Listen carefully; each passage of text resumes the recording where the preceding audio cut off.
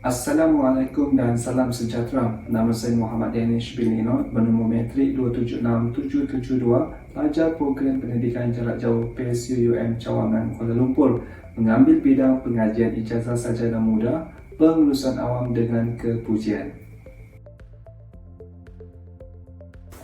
Perkongsian topik kali ini mengenai sejauh manakah kebebasan bersuara diamalkan di Malaysia.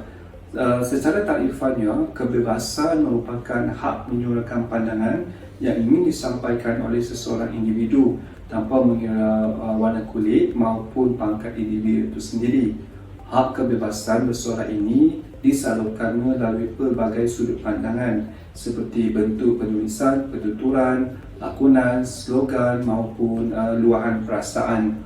Umumnya, pelaksanaan Undang-Undang Malaysia mengenai hak kebebasan asasi termaktub di bawah Perlembagaan Persekutuan bahagian 2 perkara 10/1 yang memperuntukkan kebebasan untuk bercakap, berhimpun dan menubuhkan persatuan.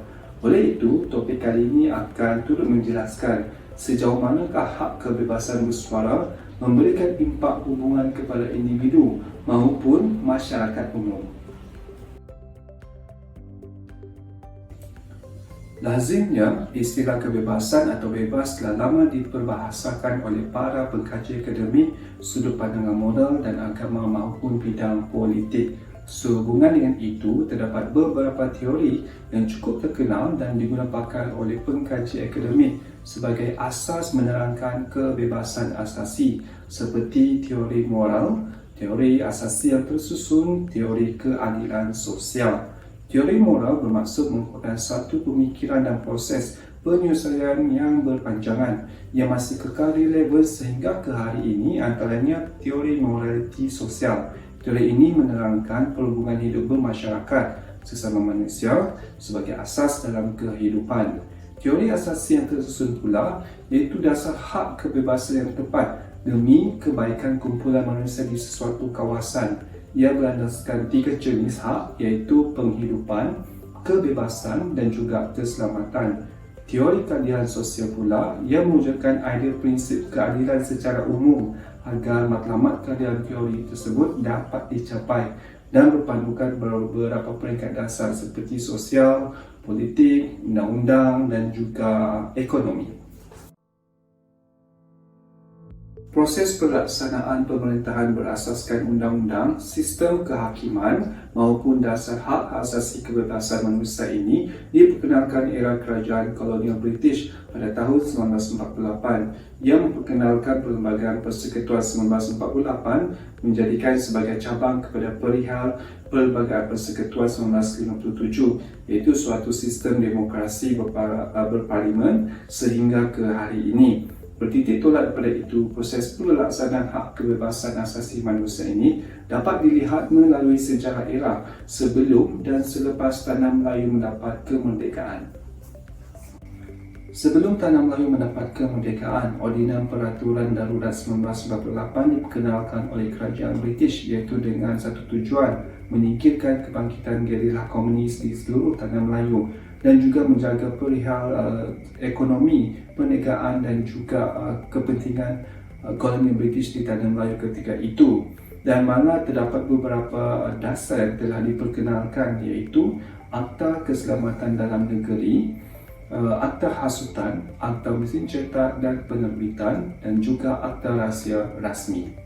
Selepas Tanah Melayu mendapat kemerdekaan, Suruhanjaya Hak Asasi Manusia (Suhakam) telah ditubuhkan oleh Parlimen Malaysia pada tarikh 3 April tahun 2000 di bawah Akta Suruhanjaya Hak Asasi Manusia Malaysia 1999 Akta 597. Aktif sebagai suruhanjaya penasihat dan membantu kerajaan dalam melaksanakan setiap dasar penguasaan dan tata cara pentadbiran yang melibatkan hak ekonomi, sosial maupun kebudayaan sejajar dengan ketetapan polisi hak asasi kebebasan antarabangsa. Justifikasinya terdapat beberapa pelaksanaan akta-akta utama yang wujud di Malaysia yang menghadkan hak kebebasan dan mengeluarkan pendapat rakyat. Antaranya ialah Akta Keselamatan Dalam Negeri tahun 1960 dan Akta Rahsia Rasmi 1972, Akta Hasutan 1948, Akta Mesin Cetak dan Penerbitan 1984, Akta Universiti dan Kolej Universiti 1971, Akta Komunikasi dan Multimedia 1998. Isu-isu yang berkaitan iaitu isu yang pertama, kebebasan bercakap dan bersuara, iaitu penceramah bebas Wan Ji Wan Hussein didapati bersalah dan dipenjara mengikut Seksyen 4-1 Akta Hasutan 1948 menghasut institusi diraja iaitu Sultan Selangor dan termasuk melibatkan menghina agama berdasarkan perkongsian laman sosial Facebook beliau pada tarikh 5 November tahun 2012. Isu yang kedua iaitu hak berhimpun, di mana Muhammad Nur Taufik yang berumur 27 tahun pengantar komunikasi beliau di Twitter pada tarikh 13 Julai 2021 dengan niat mengancam dan mengganggu ketenteraman orang awam. Pertuduhan beliau dibuat pada bawah Seksyen 2331 A Akta Komunikasi dan Multimedia 1998 dan boleh dijatuhkan hukuman di bawah Seksyen 233-3 iaitu akta yang sama. Antara kekuatannya ialah kebebasan menyuarakan idea ataupun pendapat. Yang kedua, akses hak untuk mendapatkan ataupun menerima maklumat media. Yang ketiga ialah kebebasan berpolitik dan penubuhan parti. Antara kelemahannya pula ialah yang pertama, penyertaan provokasi berunsur kebencian dan juga keruntuhan moral. Yang seterusnya ialah penyebaran informasi media yang tidak terkawal. Natijahnya, daripada penjelasan akta dan contoh kes yang dijelaskan, rakyat tetap diberikan peluang untuk kebebasan untuk melakukan hak kebebasan tersebut. Akan tetapi, segala tindakan tersebut boleh membawa kesan langsung ataupun tidak langsung kepada diri sendiri, komuniti dan juga negara, memandangkan demografi rakyat di Malaysia terdiri daripada berbilang kaum. Malah kepentingan untuk mengekang kebebasan bersuara secara mutlak perlu diperhalusi demi menjaga sensitiviti masyarakat dan melindungi hak kesamarataan yang telah diberikan.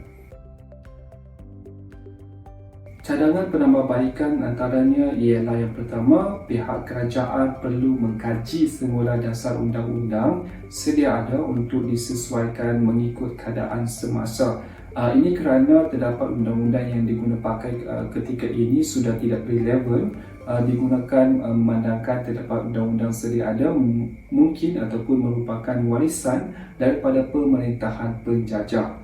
Yang kedua ialah Suruhanjaya Bebas atau Badan Perundangan yang terdiri daripada pakar di dalam bidang undang-undang dan perwakilan tertentu bagi mencari kekurangan undang-undang yang perlu diperbaiki tanpa perlu undang-undang sedia ada tersebut dimasukkan atau dipolitikkan.